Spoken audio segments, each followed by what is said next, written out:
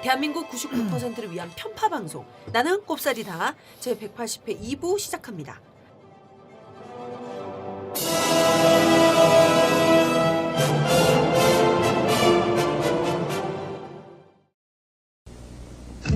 찬바람이 싸늘하게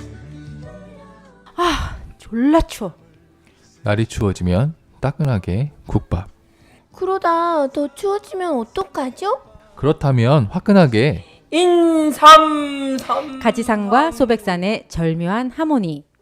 인삼 국밥 합체. 겨울 별미 인삼 돼지국밥이 출시되었습니다. 으슬으슬 맹맹할 때 인삼 한 뿌리로 추위 날려버리는 건 어때요? 추위 파이어! 그리고 푸짐한 이벤트도 준비하고 있으니 많은 사랑 부탁드려요. 주문 전화 010-9625-3900 직영 쇼핑몰은 한글 주소 가지산몰.com입니다. 골반 잡자 바로 잡자 바디로직. 선띠 오빠 요즘 몸매가 왜 이래요? 진짜 나이 먹은 거 티네요. 아니 무슨 나 아직 젊다고. 이 배는 사실 고민이긴 해. 근데 배가 나와서 그런가 요즘 허리도 아프고. 아직도 바디로직 몰라요? 저 오다리 때문에 바디로직 입었는데 다리가 싹 붙잖아. 골반 좌우 상하 균형을 딱 맞춰줘서 통증만 좋아지는 게 아니라 저처럼 몸짱 될 수 있다고요. 진짜로? 와 그런 걸 혼자만 알고 있었어? 정말 밉다. 근데 이름이 뭐라고? 바디로직. 우리 통증 바로 잡자 바디로직. 몸매 교정 바로 잡자 바디로직. 자세가 좋아지는 골반 교정 타이즈 바디로직 검색창에 골반 교정 바디로직. 삐딱한 남성 골반 허리에도 역시 바디로직입니다. 바디로직의 효과를 못 느끼셨다면 100% 환불해드립니다. 자세한 환불 조건은 홈페이지를 참조하세요. 저는 개구먼경 곽현아 수학연구소 곽소장 곽현아고요. 은하계 최고의 되는 대로 전문가 선딜 소장님, 그리고 은하계 최고의 암호화폐 평론가 이자 경제평론가 윤석천 선생님 함께하고 있습니다. 자, 오늘 낙곱살 180회에서는요 요즘 아주 화끈한 열풍과 논쟁을 일으키고 있는 암호화폐 현황에 관련된 얘기 나눠보고 있습니다. 낙곱살 제180회 2부도 역시 낙곱살의 살림살이를 책임져 주시는 광고주 분들과 함께 하는데요. 저의 매력적인 목소리로 소개해 드릴게요.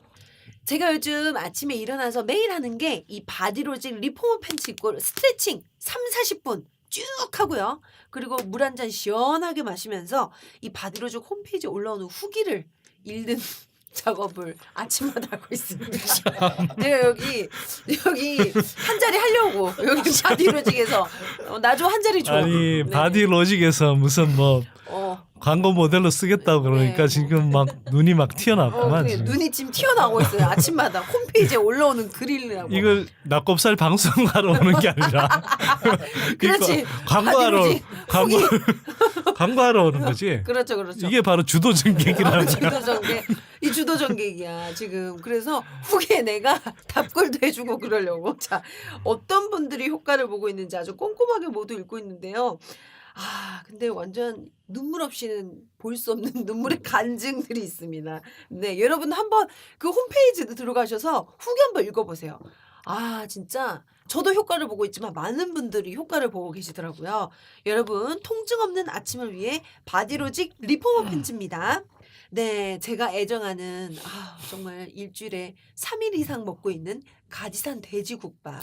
그렇지. 네. 이거 인삼 추가한 거 드셔보셨어요? 진짜 맛있어요. 야, 이거 진짜 맛있어요. 이거 먹고 나면 진짜 보양식을 먹는 듯한 기분이 들고, 그리고 돼지고기가 아주 그냥 튼실한 돼지고기가 잔뜩 들어가 있는데 꼭 한번 드셔보셨으면 좋겠어요. 튼실한 돼지고기? 그럼 튼실한 돼지고기 지금 뭐라 그래? 부실부실한 돼지고기 아니라 튼실 통통한 돼지고기. 네네. 네. 아주. 아니 그러니까 돼지고기가 쓰러져 있는 상태인데. 아니 그러니까 아주 도톰하게 쓰여서 아주 튼실튼실해 보인다고. 넘어가. 광고주님 제 좀 패주세요. 죄송해요. 해주세요. 진짜 선대수님 한 대 때려주세요. 완전히 막 진짜. 나간다. 지금 나 짜증날라 그래요 지금. 네네 알겠습니다. 자 인삼 추가 하면요 인삼 돼지국밥으로 업그레이드 해주신다고 합니다. 가지산 돼지국밥 전화 주문은 010-9625-3900. 네, 직영 쇼핑몰은요 www.가지산몰.com에서 주문하실 수 있습니다. 선대인 경제연구소가 함께합니다. 가지산 돼지국밥이랑 함께 한다고요? 그럼요. 아, 네. 제가 함께하잖아요. 네네네. 제가 잘 먹어준다고요. 그렇습니다. 아, 요즘- 선대인 경제연구소 뭐 이벤트 뭐 잘 진행되고 있나요? 엄청 잘 진행되고 있죠. 네. 올해 대박입니다. 네. 사실은 제가 이제 뭐 암호화폐 이야기를 하고 있지만 일반인들 관점에서는 이렇게 요행에 가까운 투자 또는 투기를 하시기보다는 알고 투자 대상에 대해서 제대로 알고 투자하는 게 굉장히 중요한 것 같고요. 그래서 선대인 경제연구소의 알찬 유익한 정보와 함께 하시기 바랍니다. 네네. 자 알찬 정보 선대인 경제연구소 와, 홈페이지에서 하시고요. 네네. 네, 피니시는 가지산 돼지국밥으로 다시 돌아가겠습니다. 네네. 가지산 돼지국밥 정말 맛있고요. 네네. 특히 요즘 제가 되게 바쁜데 바쁠 때 이렇게 후루룩 넘기기가 되게 좋더라고요. 네. 그렇습니다. 그러면서도 속이 든든하고 게다가 영양 만점. 그다음에 네. 튼실튼실한 쌀고기가 씹히는 진짜 재미 붙였네. 네, 알겠습니다. 자, 네. 낙곱살의 광고를 원하시는 분요. 이메일 주소 naggobsal@gmail.com으로 문의 주시면 아주 친절하게 안내해 드릴게요. 자, 나는 곱살이다 180회. 자, 2부도 역시 저희가 이 암호화폐 관련된 얘기를 나눠볼 텐데요. 자, 요즘 암호화폐를 둘러싼 투자 열기가 뜨겁다 못해서 손대면 아주 데일 정도로 아주 과열돼 있는 것 같은데요. 정부에서도 이 사회적 부작용이 아주 심각한 수준이라고 보는 것 같습니다. 그래서 최근에 굉장히 정부에서 세게 나오고 있는데요. 1월 8일에 금융위원회에서 고강도 대책을 발표했습니다. 일단 돈 세탁이나 범죄에 악용되고 있는지 여부부터 조사에 들어갔고요. 그리고 암호화폐 거래소는 앞으로 실명 확인 시스템을 반드시 도입해야 하고요. 심지어는 법 위반 사실이 있으면 아예 거래소 폐쇄까지 불사하겠다. 이렇게 강경하게 나오고 있습니다. 자, 일단 윤석천 선생님 이런 정부 규제에 대해서 어떻게 생각하고 계시나요? 뭐 기초적인 수준의 조치를 하고 있는 거고요. 이건 뭐 실명 거래라든지 아니면은 무슨 뭐 실명 확인 시스템이라든지 무슨 뭐 가상 계좌를 갖다가 맡겠다든지 하는 거는 굉장히 기본적인 거고요. 사실은 제가 정부의 대응이 잘못됐다라고 얘기하는 게 사실은 사후 약방문격으로 사실은 이런 조치들이 뒷북 나오고 대응이라는 있는데 거죠. 뒷북 대응입니다. 그 왜 그러냐면은 그리고 또 한 가지가 있어요. 이런 조치라 대응도 늦었지만은 사실은 보드 가이던스를 갖다가 자기네들이 자꾸 위반을 해요. 뭘 하겠다라고 하면은 그대로 해야 되잖아요. 제가 이제 제재로 진짜로 염려하는 건 뭐냐면은 이게 과거 얘기로 돌아가면은 노무현 정부 당시에 바다 이야기라는 것 때문에 굉장히 그 임기 후반에 문제가 되지 않았습니까? 맞아요. 사실은 이거 잘못하면 그런 시스템으로도 얼마든지 비유할 수 있는 여지가 있는 거예요. 이게 그거에 못지않은 파급력을 지금 갖고 있는 겁니다. 그러니까 정부 대응은 상당히 신속하게 빨라야 되는 거예요. 그래서 어떤 때는 가끔가다 그러는데 야 공무원들 진짜 뭐 하고 있는 건지 사실은 나도 뭐 완전한 전문가라고 할 수 없지만 저는 한 2, 3년 전부터 그다음에 몇 개월 전부터 한 1년 전부터 계속 이런 경고들을 해왔어요. 때문에 정부의 규제가 있어야 되는 거고 정부의 규제는 시장한테 잘못된 신호를 주면 안 되기 때문에 포워드 가이던스라는 건 뭐냐면 사전에 자기들이 말한 걸 갖다가 후반에는 반드시 그 말한 대로 지켜줘야 되는 걸 갖다가 포워드 가이던스라고 하는 거예요. 그게 정부의 영이 서는 거고 정부의 신뢰감이 생기는 겁니다. 그것 때문에. 근데 정부의 정책들이 오락가락하게 되면은 시장이 그걸 갖다가 믿지를 않아요. 뭘 해도 안 믿는 거예요.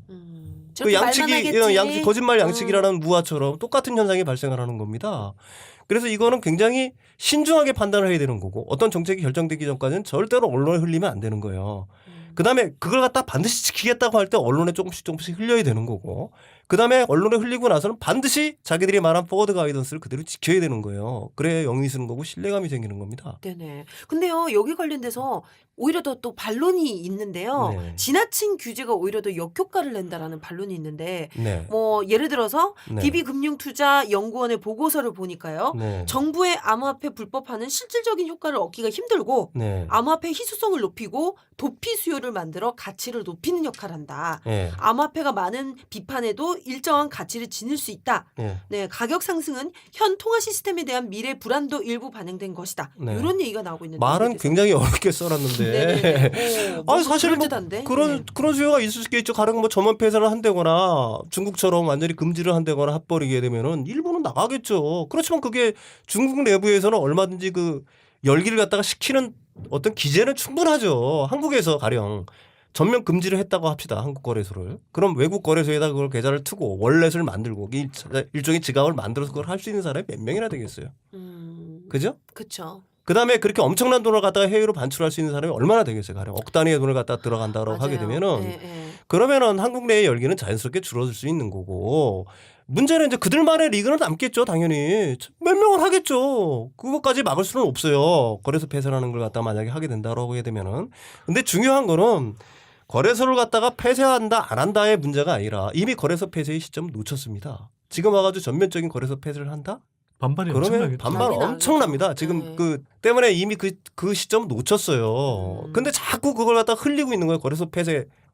그거보다는 차라리 다른 강력한 규제책을 써야죠. 가령 이걸 갖다 자산으로 인정을 하고 일본처럼 거기 얼마든지 얼마의 중과를 하든지 가령 뭐 70%면 70%, 50%면 50% 이상의 중과를 한다든지 하는 어떤 이런 규제책이 선행이 돼야지. 굉장히 헛방만 날리고 있는 거죠. 하지도 못할 일을 갖다가 한다고 신소리 하는 거죠. 근데 이 정부가 뭐 규제 하니마니 막 계속 이런 얘기 나오니까 네. 진짜로 그 네티즌들이요. 네. 이 규제 반대하는 네티즌들이 항의 시위하러 촛불 우리 들었던 것처럼 광화문 광장으로 가자 이랬대요. 그래요. 근데 한 명도 안 나왔대요. 이런 얘기가 있던데 근데 제 주변에 이런 얘기를 하는 사람들도 있었어요. 네. 선생님 근데 저희가 사실 처음 시작했던 부분들이 굉장히 많았거든요. 뭐 예를 들어서 페이스북 같은 경우도 우리가 뭐 싸이월드 먼저 시작했는데 네. 외국에서 지금 더 많이 하게 되고 네, 네. 인터넷 뭐 여러 가지 뭐 다른 것들도 우리가 선진화 기술을 더 많이 가지고 있었는데 뭐 MP3 기술인가 뭐 그런 것도 우리나라가 굉장히 앞서 있었는데 외국에 뭐 빼앗기기도 하고 이런 식으로 이 나라의 규제가 우리가 신산업 동력을 너무 꺾는 거 아니냐 요런 얘기를 하는 분들이 있었어요. 아니 근데 암호화폐랑 블록체인은 전혀 별개의 얘기예요. 블록체인 기술은 말씀드렸듯이 와해적 기술, 내가 저번에 파괴적 기술이었다. 그 와해적 기술이에요. 굉장히 세상을 바꿀 수 있는 기술이면 분명하니까 거기에 대한 지원을 해야죠. 당연히 정부가. 네네. 그거랑 가상화폐랑 도대체 무슨 연관관계가 있냐 이거예요. 아하. 아까도 말씀드렸듯이 가상화폐는 건 블록체인 기술의 한 응용인 분야지. 그게 본질이 절대로 아니란 얘기입니다. 그래서 이걸 갖다 눌러버리면 그쪽에 들어가는 뭐 투자가 끊길 거라고 하는 얘기는 그거는 진짜 말도 안 되는 소설을 쓰고 있는 거고요. 이미 정부에서도 블록체인 기술이 얼마나 유효한 기술이라는 걸 알고 있어요. 따라서 그 부분에 대한 거는 집중을 해서 지원을 해줘야 되겠죠. 자, 이런 암호화폐 규제 그 뉴스 그 기사의 댓글이 또 이런 게 있네요. 네. 부자들은 땅 사고 집 사고 부동산 가지고 떼돈 벌었으면서 서민들이 몇 푼 가지고 돈 좀 벌자고 하는 건 왜 이렇게 악착같이 막으려고 하냐? 서민들이 부자 될까봐 겁나서 그러냐? 요런 불만. 네, 요런 댓글이 있었다고 합니다. 그래서 광화문 광장 가자! 이랬는데 한 명도 안 나왔대요. 그러니까 안정적으로 일자리가 있고 소득이 있다면 굳이 이런데 크게 눈 돌리지 않겠죠.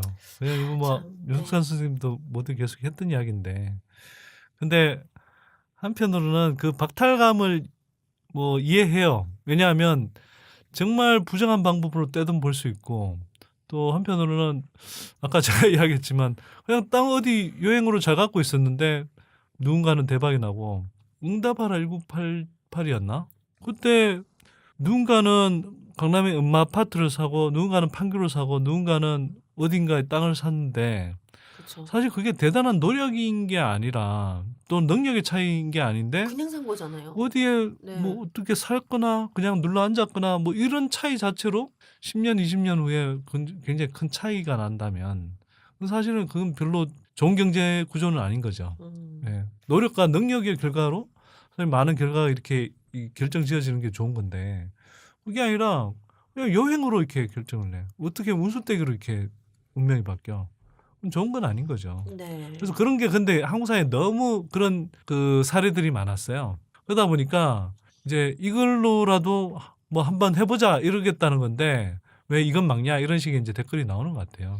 그렇다고 해서 이런 걸 정부가 규제를 안 하고 계속 이렇게 놔둔다? 그것도 바람직한 건 아니죠, 당연히. 그렇죠. 뭔가 좀 슬픈 댓글이네요. 알고 보면. 네. 근데 이게 또 문제 중에 하나가요. 이게 얼마를 벌더라도 세금을 한 푼도 안 낸대요. 그러니까 왜냐하면 이게 아직까지는 정부에서 자산으로 인정을 안 하다 보니까 그렇다고 하는데 그러면 이게 사각지대에 놓여 있는 건데 수십억 벌어도 세금이 빵원이다 보니까 야, 이거 뭐야? 이러면은 더 박탈감을 느끼게 되는 것 같은데 이거는 좀 문제 있는 거 아닌가요? 그러니까 이런 면에서도 사실은 뭐 일정한 규제가 필요하고 정부의 그 통제가 필요한 거죠. 이걸 지금 가만히 놔두면 사실 실제로 굉장히 많은 돈을 버는 사람들이 있는데 그 차익에 대해서 아무런 과세도 하지 않는다? 이건 그 자체로 또 말이 안 되는 거죠. 그러면 우리가 흔히 말해서 소득 있는 곳에 세금이 있다라고 하는데 이게 체제 정비가 안 됐다는 이유로 이거 세금을 매길 수 없다?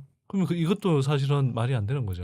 그렇죠. 네. 그래서 정부에서는 군대도 이제 암호화폐를 자산으로 인정할 수 없다라는 이제 얘기를 계속하면서 만약에 암호화폐 소득에 세금을 매기면 이걸 자산으로 인정하는 결과가 되기 때문에 결정하기가 쉽지 않다라는 의견도 있습니다. 여기에 대해서 윤석천 선생님 어떻게 생각하세요? 아니 자산으로 사람들이 믿고 있잖아요. 근데 정부가 물론 법이라는 거는 사실은 사회 현상에 후행하죠. 어려운 말로. 법이라는 건 보통 어떤 현상이 벌어지고 난 다음에 나중에 만들어지는 게 일반적입니다. 그렇지만은 이미 이거는 일반화돼 있는 거예요. 자산으로 사람들이 이미 하고 있고 그다음에 물리적으로 이걸 갖다가 완전히 막을 수 있는 방법도 없고 막으면 이미 너무 늦었기 때문에 손쓰기에는 너무 늦었기 때문에 사회적인 어떤 대단한 갈등의 요인이 될 수가 있는 거고 때문에 선택의 여지가 없어요. 제일 좋은 방법은 이건 좀 약간 얘기가 다른 데로 돌아갑니다만 현대 경제의 병폐는 불로소득에 갖다가 방치하고 있는 거예요. 현대 이 경제의 모든 문제가 발생합니다. 불평등 문제부터 시작하게 해가지고. 그럼 뭐 우리가 임대소득자라든지 땅을 갖다가 우연히 샀는데 이게 전부 다 불로소득이잖아요. 그러니까 땀을 흘리지 않는 노동의 대가가 없는 소득 이걸 갖다 보통 불로소득이라고 보통 얘기를 하고 있거든요. 이것도 역시 마찬가지예요. 그럼 불로소득을 갖다가 제어할 수 있는 가장 큰 수단은 뭐냐? 국가가 갖고 있는 제일 좋은 수단이 뭘까요? 세금이에요. 세금 그냥 하면 됩니다. 그래도 할래. 세금 뭐 50% 60% 중과하는데 지금 부동산에 대해서도 그런 중과 방침을 밝혀지고 있잖아요. 그 다주택자들에 대해서는 뭐 양도소득세를 갖다가 50% 60% 똑같은 거예요. 왜 그렇게 하겠어요? 결국은 시장을 안정화시키려고 그러는 거 아니에요. 불로소득자를 제어하려고 하는 거고. 여기도 마찬가지입니다. 이것도 엄청난 불로소득이 있는데 이걸 갖다가 그대로 방치하게 되면은 사회적인 병폐가 너무 심한 거고요. 따라서 이 부분은 자산으로 하루빨리 인정을 해서 그게 정부가 좋든 싫든 아니면 철학적으로 아니면 윤리적으로 문제가 있든 없든 이미 사회 현상은 벌어진 거니까 사람들이 자산으로 갖다 이걸 인식을 하고 있기 때문에 자산으로 인정을 하고 거기에 세금을 때리면 되는 거예요. 예. 그리고 그 자산이 언젠가는 영에 수렴된지라고 할더라도 저는 그렇게 될 거라고 믿습니다. 영에 수렴할 거라고 믿지만 그 가치가 네. 언젠가는 장기적으로 보게 되는 거. 근데요, 이게 자산 가치가 0으로 수렴한다고 보세요, 진짜로? 저는 몇 가지 네. 몇 개는 빼놓고는 거의 다 0으로 수렴할 거라고 봐요. 그래요? 네. 그러니까 모두가 그렇다는 건 네, 아니고. 모두가 그렇다는 건 아니고. 네. 네. 그렇겠죠. 네. 그러니까 이게 지금 아까 수천 가지가 있다고 했는데 또 몇 가지 지금 주요한 그 이른바 암호화폐로 거론되는 것들은 제가 볼 때는 그래도 일정한 가치를 조금이라도 가지 않을까 네, 그렇게 싶고요. 될 거라고 봅니다. 그렇지만 네. 지금의 가격을 유지하느냐, 지금의 가격대를 네. 유지하느냐, 아니면 하향 안정화가 돼가지고 어느 정도의 가치를 유지할 거냐. 그렇게 나머지들은 전부 다 제로로 수렴할 거라고 보고. 네. 네. 그렇구나. 네네. 자, 그러면 지금 현재 그 주식 투자의 경우에도 보니까 세금 안 내는 경우도 많다고 하는데 그러면 주식 투자는 그렇게 하면서 왜 지금 암호화폐한테 그러냐 형평성 안 맞는 거 아니냐 이런 얘기가 있던데요. 제가 그래서 오늘 페이스북에 간단히 썼던 내용인데요.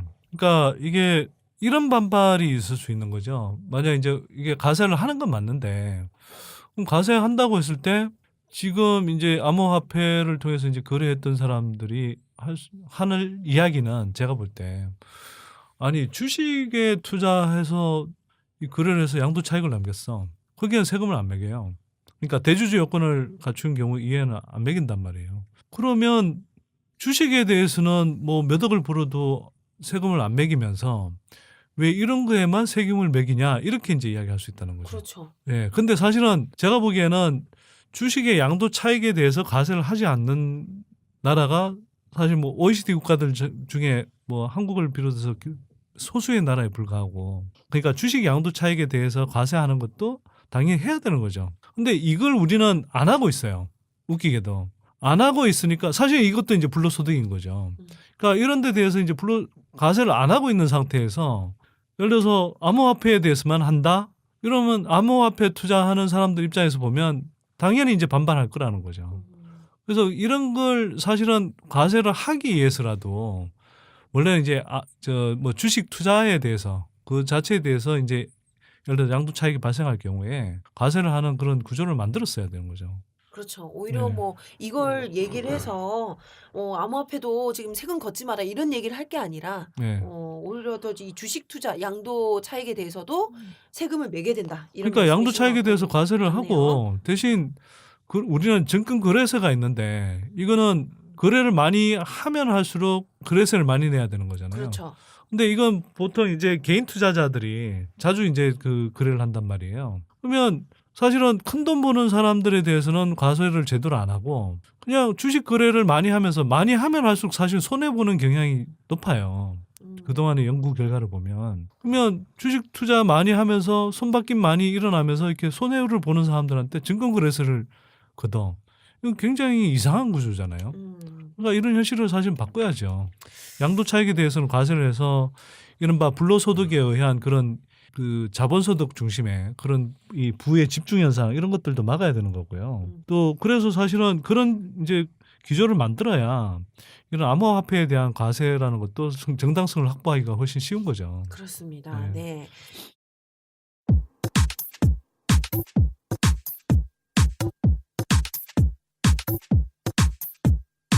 지금 여러분께서는 대한민국 99%를 위한 편파 방송 나는 꼽사리다와 함께하고 계십니다. 팟캐스트 포털 팟빵에서 나는 꼽사리다 시즌3 채널로 만나세요.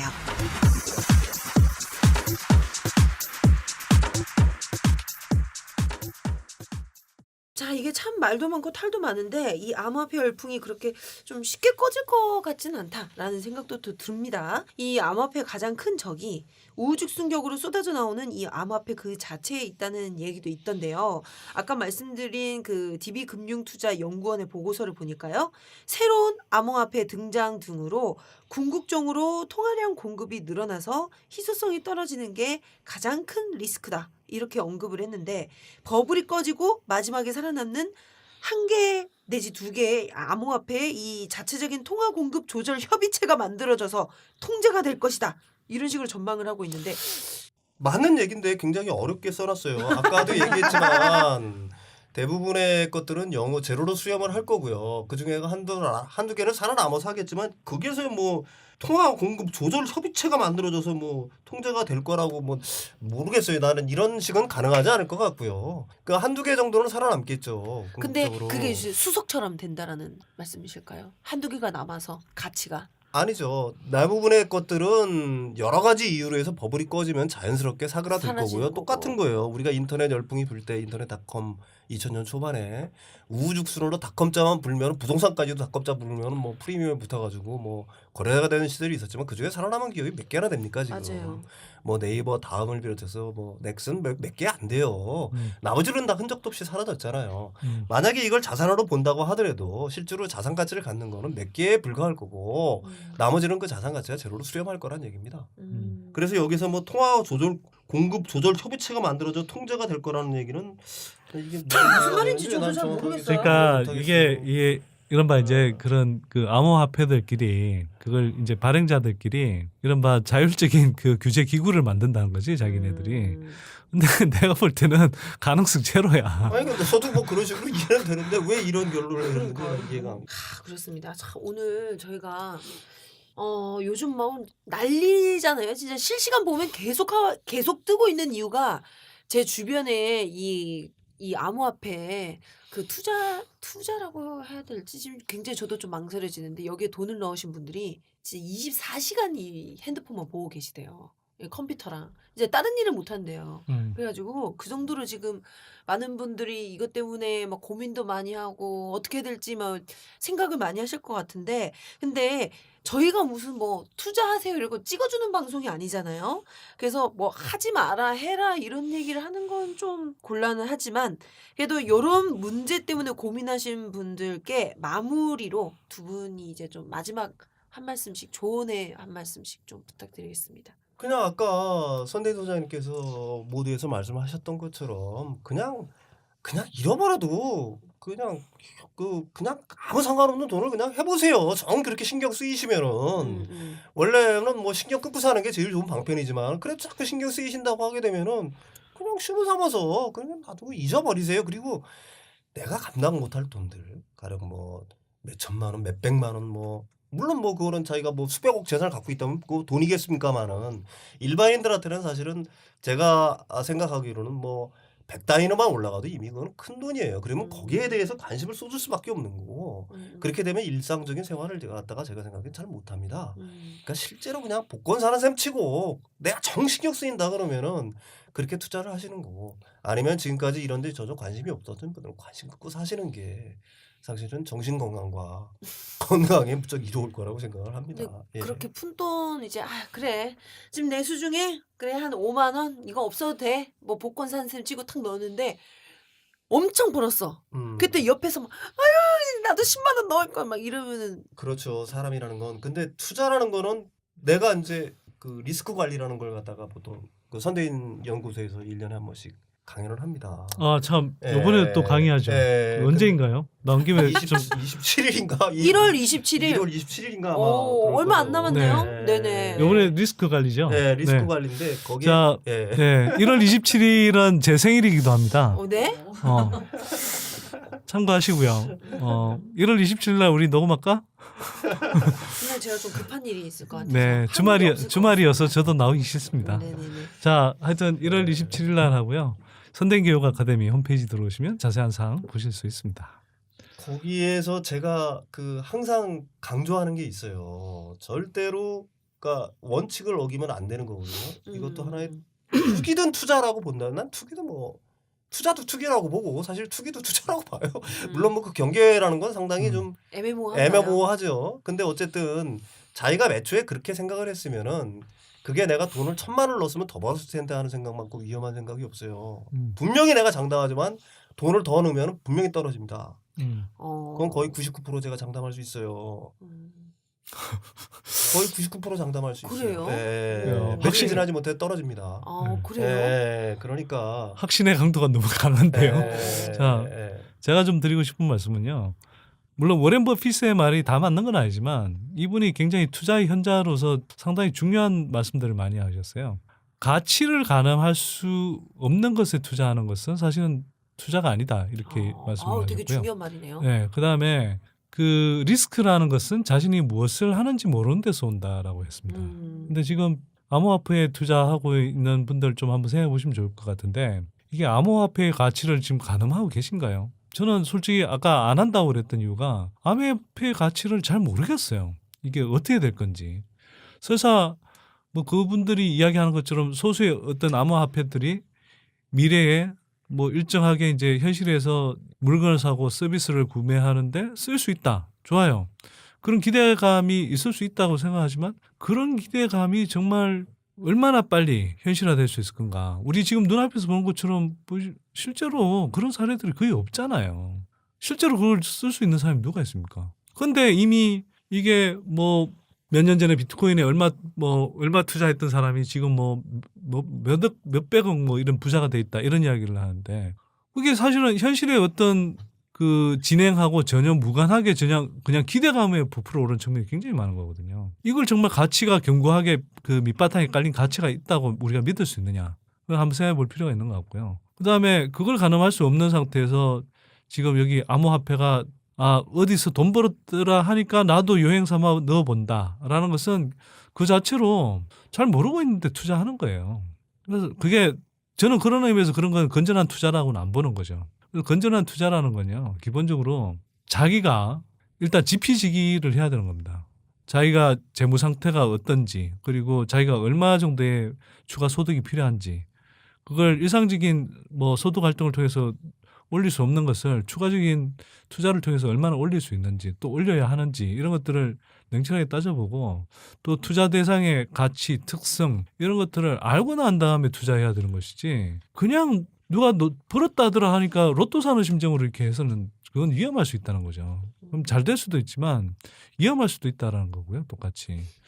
그래서 제가 한편으로는 이게 최근에 이런 그 암호화폐에 대한 열풍이 부는 거는 한편으로 우리가 너무 투자에 대한 교육을 안 받았어요.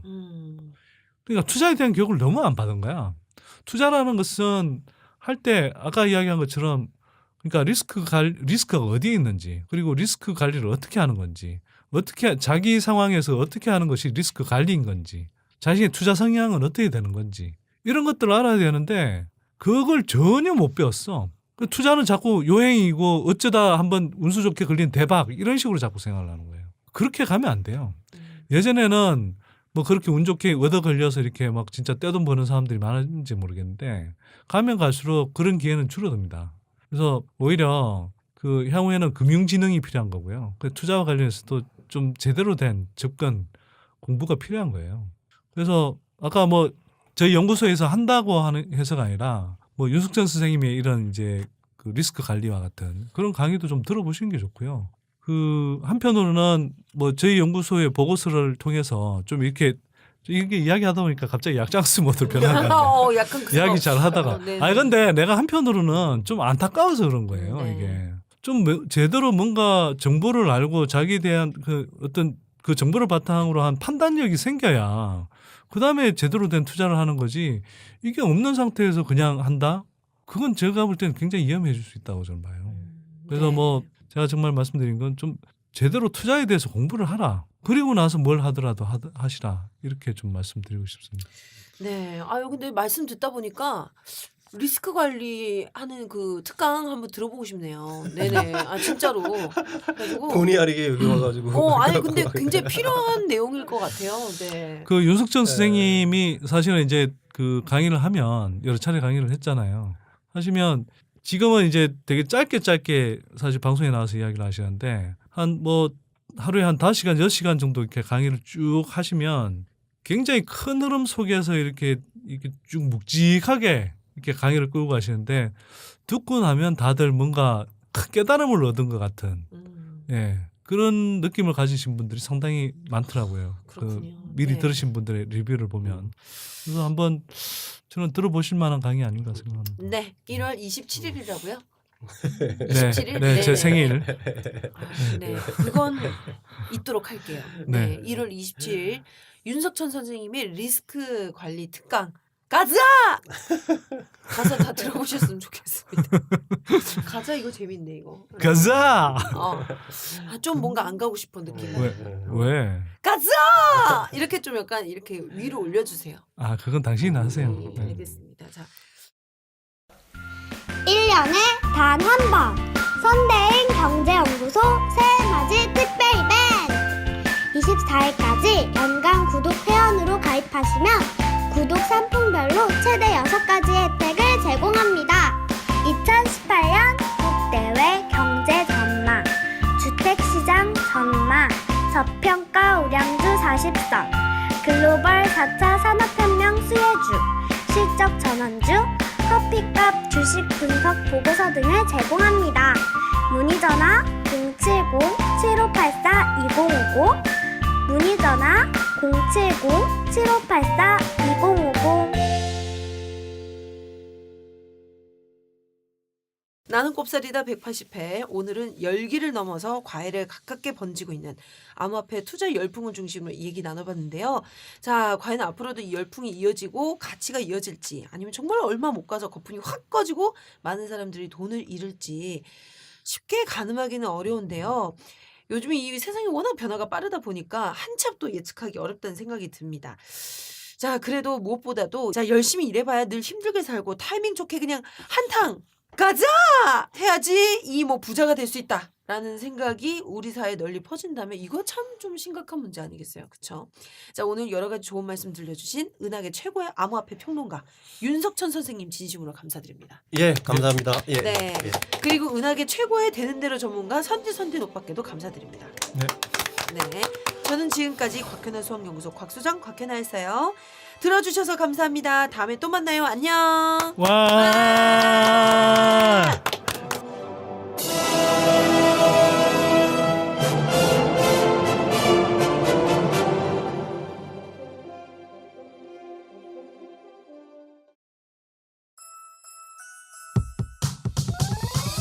이번 방송 괜찮았나요? 작별의 여운 이렇게 표시해 주세요.